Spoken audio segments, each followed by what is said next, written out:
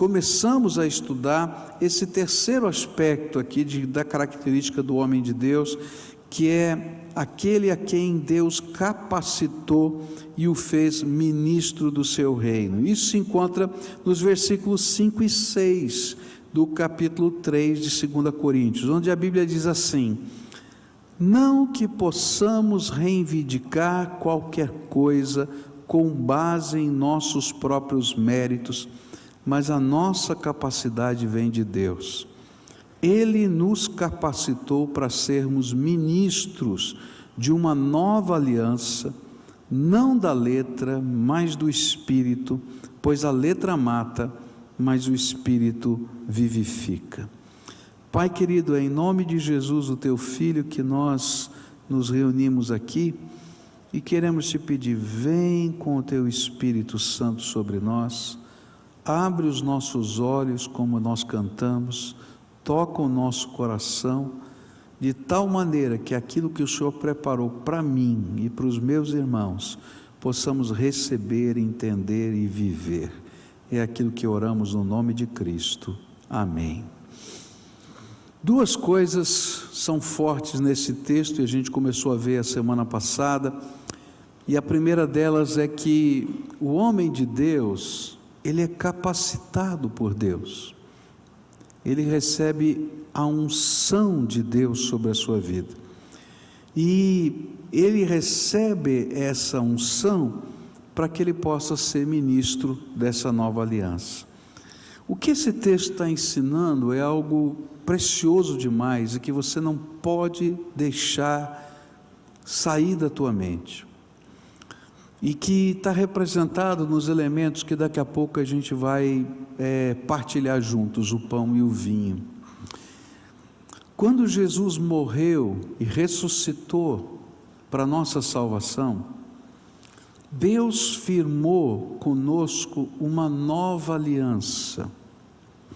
A antiga aliança foi escrita em tábuas de pedra pelos anjos, mas a nova aliança é escrita pelo próprio Deus, pelo seu Espírito Santo no nosso coração.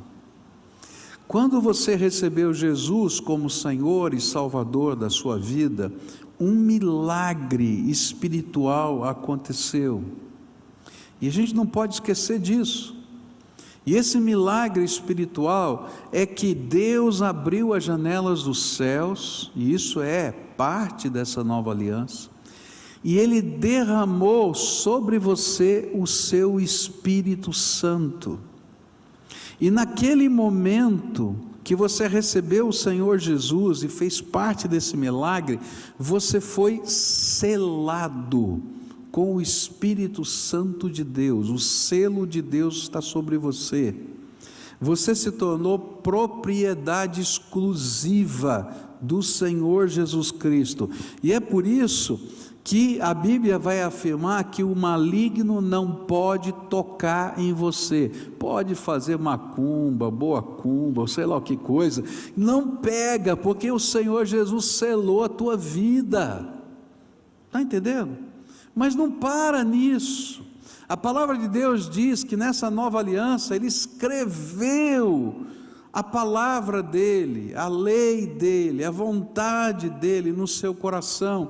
E é por isso que lá em 1 João, nós vamos aprender que o apóstolo vai dizer: vocês têm a unção do santo, e a unção do santo vos ensina todas as coisas. O que significa? Esse Espírito Santo que habita dentro de você é agora o seu professor particular. A hora que você está lendo a Bíblia, o Espírito Santo está abrindo os seus olhos para você entender as Escrituras. A hora que você está passando por uma situação, Ele dá discernimento espiritual. Se você estiver conectado com o Senhor, você tem essa capacidade. A palavra de Deus continua dizendo que você recebeu essa unção de Deus, e essa unção de Deus também se revela na sua vida através de capacitação, ou seja, o Espírito Santo se derrama em dons sobre a nossa vida. Existem habilidades que são nossas, que nós nascemos com elas, e que de alguma maneira nós consagramos ao Senhor, e Deus as unge com o seu Espírito, mas Deus não usa só as nossas capacidades, Ele faz algo para a gente entender que Ele está derramando o seu Espírito, e Ele então derrama novas capacidades que vêm do alto, que é o Espírito Santo trabalhando como manifestações da graça. Os dons do Espírito são manifestações da graça. E Paulo está dizendo assim: como é que eu vou reconhecer um homem de Deus? Eu vou reconhecer o homem de Deus porque eu vou perceber que ele foi ungido pelo Espírito Santo de Deus. E se nós formos ungidos pelo Espírito Santo de Deus, nós podemos ter confiança, e é isso que diz o apóstolo Paulo no versículo 4 desse capítulo, quando diz assim: tal é a confiança que temos diante de Deus por meio de Cristo. Então a gente começa a orar, a gente começa a servir, a gente começa a desenvolver ministérios, não porque a gente sabe, não porque a gente conhece, não porque a gente tem, mas porque esta confiança veio da graça do Deus Todo-Poderoso sobre nós, e aí a gente se sente comissionado por Deus. E o apóstolo Paulo vai nos ensinar que, apesar da gente ser ungido de Deus, a gente continua sendo humano, e por isso no capítulo 4, logo no versículo 7, ele vai dizer assim: porém nós que temos esse tesouro espiritual, somos como potes de barro, para que fique claro que o poder supremo pertence a Deus e não a nós. Então pode cutucar o teu irmão que está do lado, diz assim: ó, o santo é de barro. Fala. Literalmente.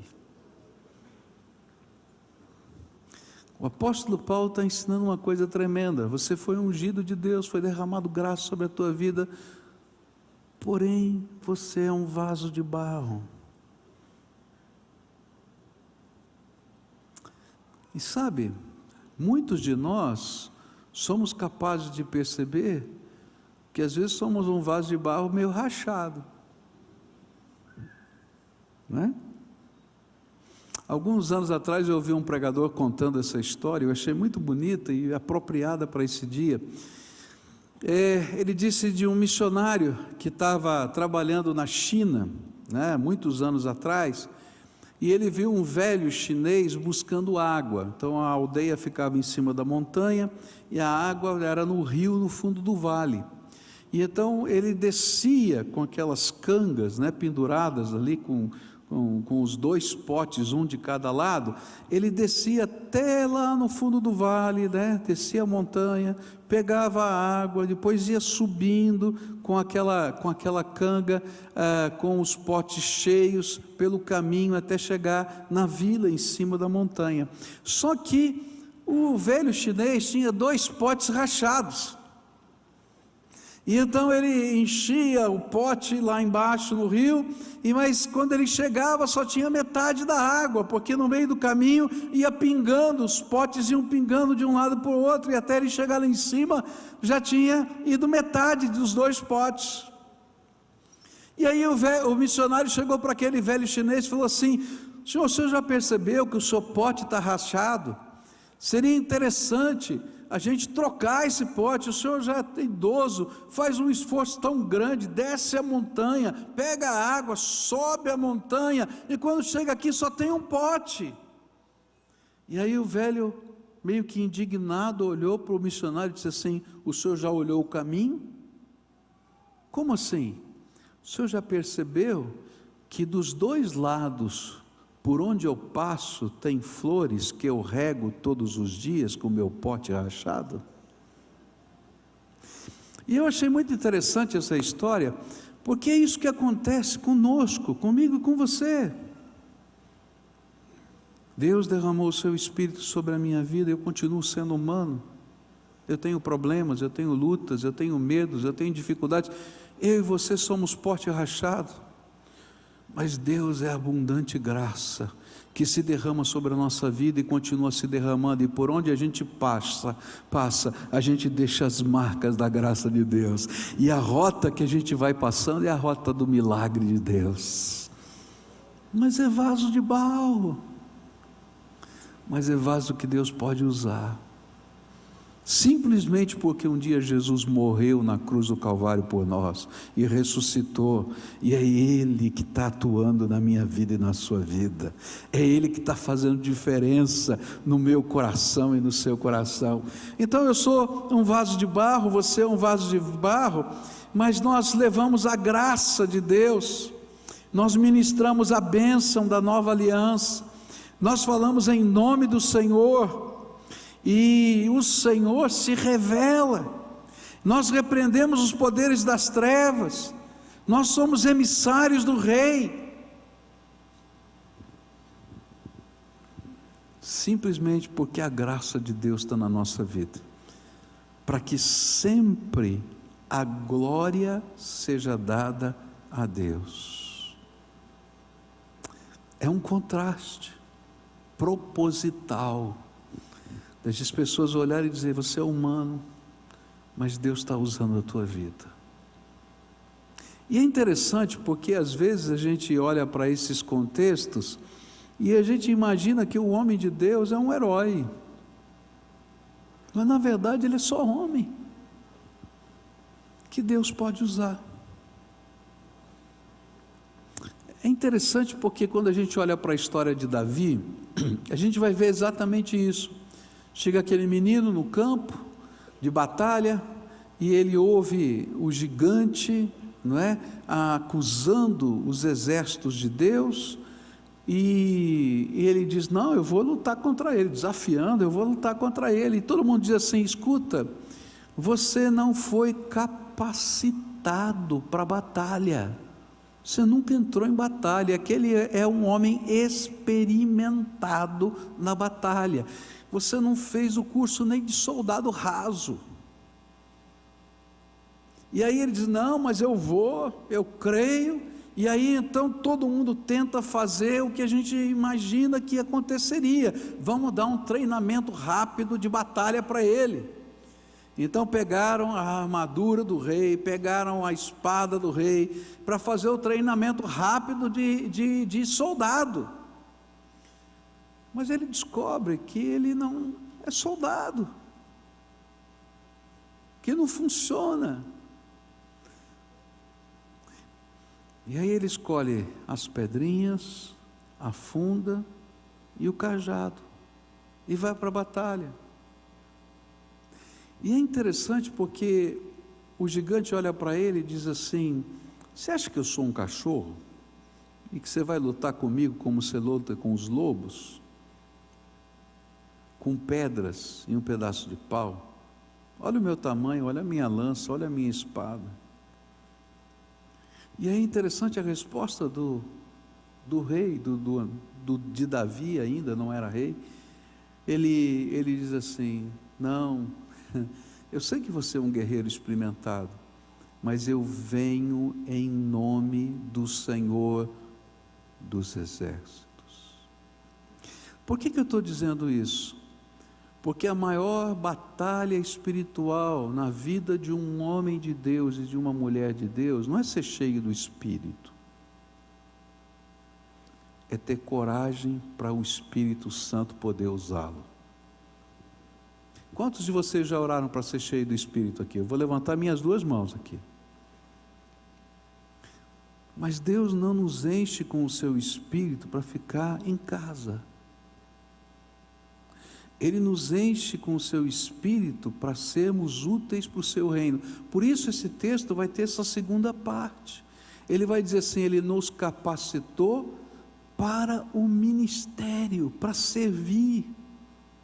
E sabe, muitos de nós não somos cheios do Espírito Santo, porque falta uma segunda parte na nossa oração. A primeira está correta: Senhor, enche-me do Espírito, mas falta uma segunda parte da oração, E essa segunda parte da oração é aquela que se encontra no livro de Atos dos Apóstolos, que os apóstolos fizeram e ensinaram para a gente. Atos 4, versículos 29 em diante diz assim: agora, Senhor, olha para a ameaça deles, dá aos teus servos confiança para anunciarem corajosamente a tua palavra. Estende a mão para curar, a fim de que por meio do poder do nome do teu dedicado servo Jesus, milagres e maravilhas sejam feitos. E quando terminaram de fazer essa oração, o lugar onde estavam reunidos tremeu, e então todos ficaram cheios do Espírito Santo e começaram a anunciar corajosamente a palavra de Deus. Um dos maiores obstáculos na vida de um homem de Deus, de uma mulher de Deus, é o medo.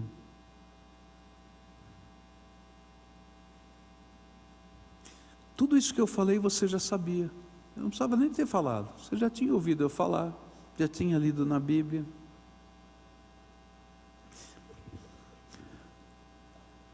Mas sabe que muitas vezes acontece, a gente ouve, crê que Deus nos ungiu com o Espírito, mas quando chega a hora de colocar em prática e exercer os ministérios que Deus tem para nós, a gente tem medo.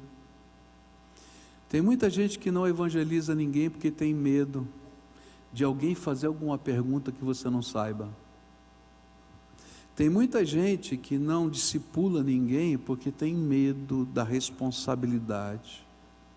Tem muita gente que não abre a sua casa para ser um lugar onde a palavra de Deus vai ser pregada, uma célula funcionar, porque tem medo. Tem muita gente que não assume os desafios que Deus já colocou no seu coração, aqueles que você estava orando um dia e o Espírito Santo te falou: quero te usar, porque tem medo. E a gente continua orando, me enche do Espírito, enquanto que a nossa oração devia ser: Senhor, me dá coragem para fazer aquilo que o Senhor colocou no meu coração, porque a promessa de que Ele vai derramar o seu Espírito está firmada e assinada com o sangue de Jesus. Você precisa de mais alguma coisa? Quando a gente levantar o cálice, daqui a pouco, quando celebrarmos a ceia, a Bíblia está nos dizendo que a nova aliança, que foi feita de Deus para conosco, ela foi assinada, selada com o sangue de Jesus, o seu Filho. E todas as vezes que a gente celebra esse memorial, e a gente pega o cálice na mão, é como se a gente tivesse pego o documento do cartório, que foi lá selado, que foi lá marcado, está confirmado, autenticado, o contrato está autenticado, e Deus dizendo assim: a minha parte pode confiar, eu vou derramar sobre você o meu Espírito.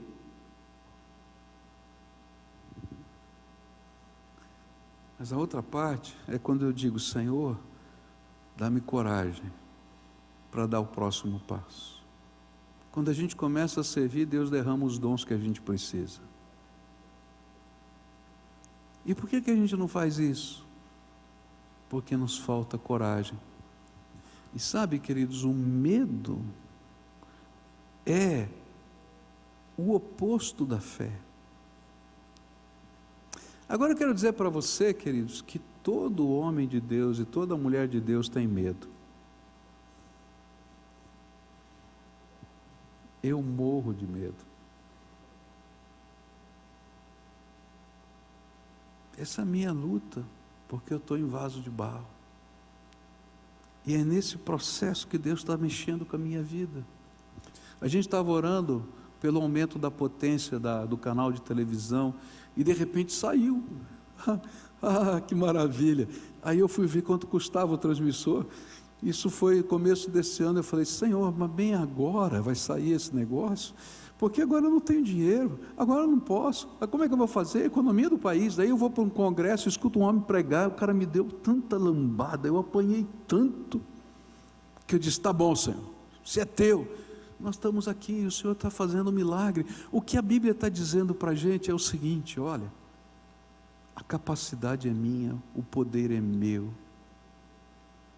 o milagre é meu, você é só vaso de barro, mas você tem que ter coragem de crer no que eu estou falando para você. E o grande desafio do Espírito nessa manhã, para mim e para você, é esse. Deus tem algo para fazer através da sua vida, e muito provavelmente Ele já falou para você, e você está cheio de medo. E eu vou dizer para você, queridos, é normal, viu? Porque você é o quê? Vaso de barro, e rachado ainda. Mas Deus usa até vaso rachado, porque a graça vai caindo pelo meio do caminho. E Deus quer usar a tua vida no poder do Espírito, mas para isso você vai ter que pegar daqui a pouquinho o cálice dessa aliança, e quando você levantar na presença do Senhor, a gente vai fazer isso juntos, simbolicamente. Você vai dizer: Senhor, eu creio na assinatura que está aqui, de que o Senhor firmou comigo uma nova aliança, e que o Senhor vai me dar graça. E aí quando a gente faz isso, a gente vai descobrir que o poder é dele, o sustento é dele, a força é dele, a visão é dele, não é minha, é dele. Porque se fosse para eu colocar no meu plano, eu colocaria outras coisas, mas o plano é dele. E aí eu vou ter que ver o mover do Espírito, estar sensível à voz do Espírito, o que o Espírito Santo está falando para você. E é tão lindo isso, porque isso não depende de alguém te autorizar. Eu não sei se você está entendendo. Você recebeu comissionamento do Deus vivo. Eu espero que nessa manhã nasçam milhares de ministérios novos. Eu estou falando sério. Eu espero que nessa manhã Deus esteja derramando unção para pessoas que vão orar nos hospitais, e pessoas vão ser curadas. Mas tem que ir lá orar, senão não vai acontecer nada. Para a gente cuidar de pessoas que estão passando por necessidades, mas tem que ir, enquanto a gente vai, Deus está fazendo. E quando esse processo da graça acontece, a gente continua se sentindo vaso de barro,